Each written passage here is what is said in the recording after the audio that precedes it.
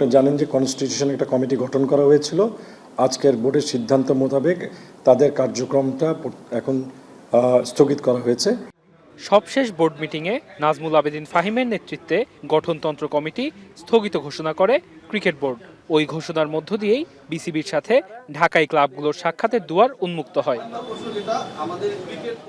সিদ্ধান্তের পর একদিন বিরতি রেখে বিসিবি কার্যালয়ে ঢাকার সব ক্লাব কর্মকর্তারা আসে প্রথম বিভাগ ক্রিকেটের অচলায়তন অবসানের ঘোষণা।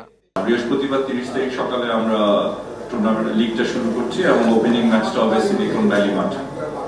এই ডিসিশনটা আমরা সব ইউনানিমাসলি এগ্রি করেছি।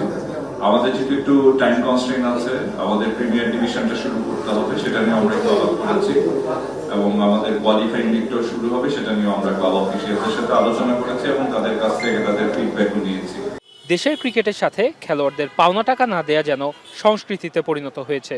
খবর আছে গেল আসরের প্রথম বিভাগ এমনকি প্রিমিয়ার লিগের পাওনাও পরিশোধ করেনি ক্লাবগুলো। তবে এ নিয়ে ঢাকা ক্লাব ক্রিকেট অর্গানাইজার অ্যাসোসিয়েশনের পক্ষ থেকে এলো আশ্বাসবাণী।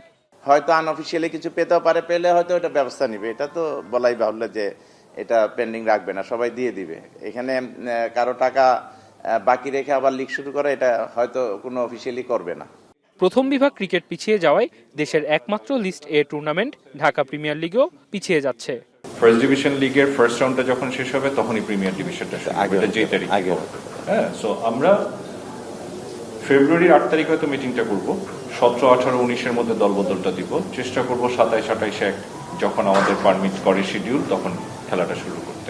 গেল মৌসুমের মতো এবারের ডিপিএলও থাকবে না কোনো বিদেশি ক্রিকেটার।